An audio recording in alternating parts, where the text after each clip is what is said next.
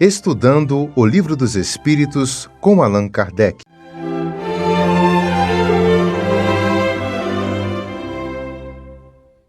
Boa noite a todos, que Jesus esteja conosco nesta noite, saúde e paz a todos.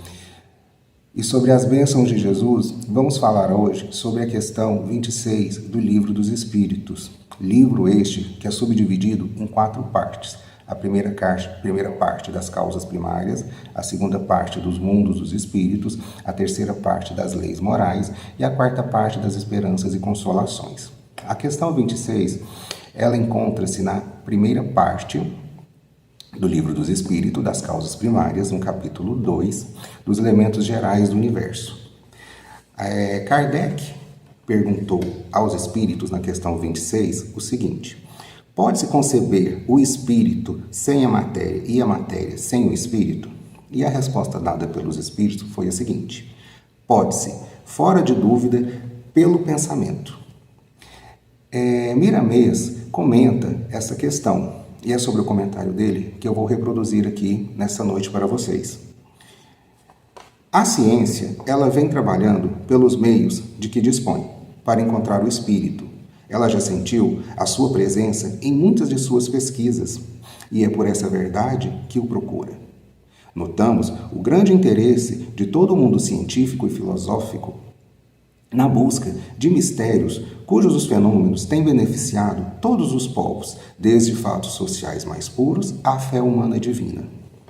O espírito é força dentro da força maior. Deus, que alimenta e sustenta todos os rumos, condicionando os valores e desatando luzes em todos os corações. A alma, mesmo presa à matéria, é livre de sua essência.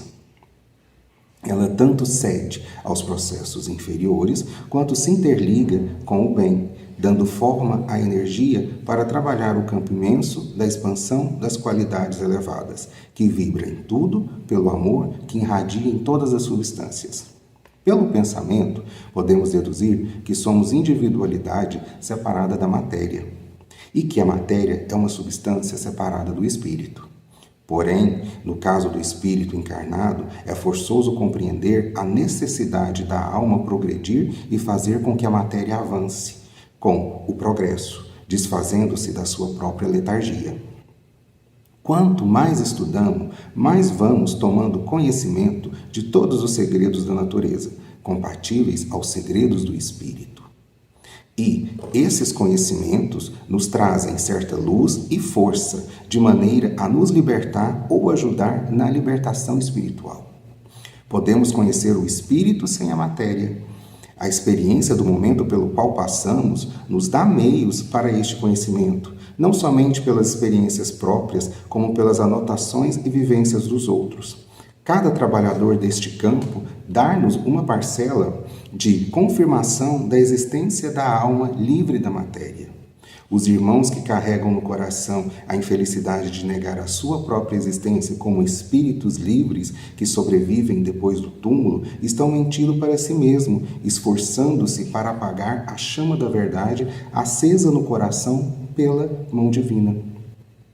Ninguém consegue contrariar as leis espirituais. A força de Deus a sustenta e dá vida.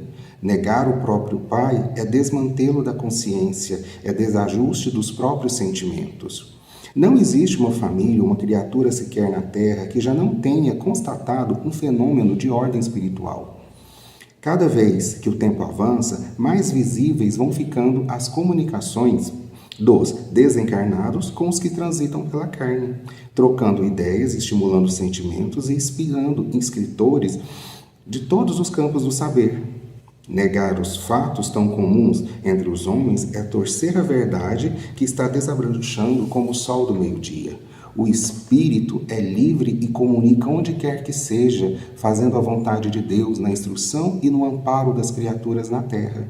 Quem nega o espírito está recebendo seus benefícios pela água que bebe, pelas vestes que usa, pela comida que o alimenta, pelo ar que respira e pela paz que desfruta, porque os espíritos do Senhor, em falanges do bem, têm ação em todos os reinos da natureza, para que surja harmonia na criação. Se a própria ciência nos diz que correm já nos mostram muitas coisas que estavam antes invisíveis, e se já desfrutamos destes véus que suspenderam, como não crer mais no além? A carne é um véu de inúmeras escalas e infinitos segredos de Deus.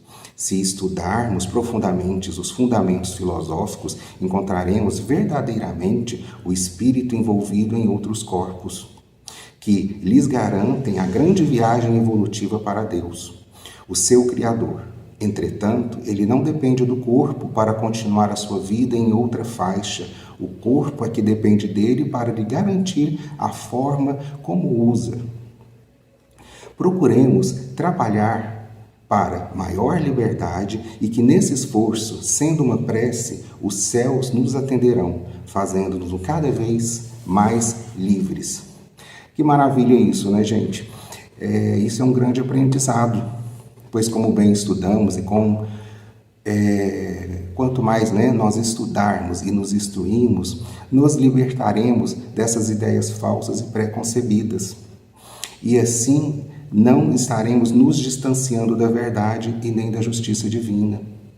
Então vamos cada vez mais internalizar em nós esses conhecimentos e elevar o nosso espírito, cada vez mais, para que a matéria seja apenas um instrumento para o crescimento do nosso espírito.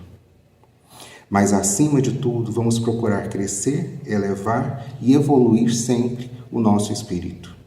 Então, meus irmãos, esse é mais um estudo que fica para que nós possamos continuar a refletir e estudar as leis divinas.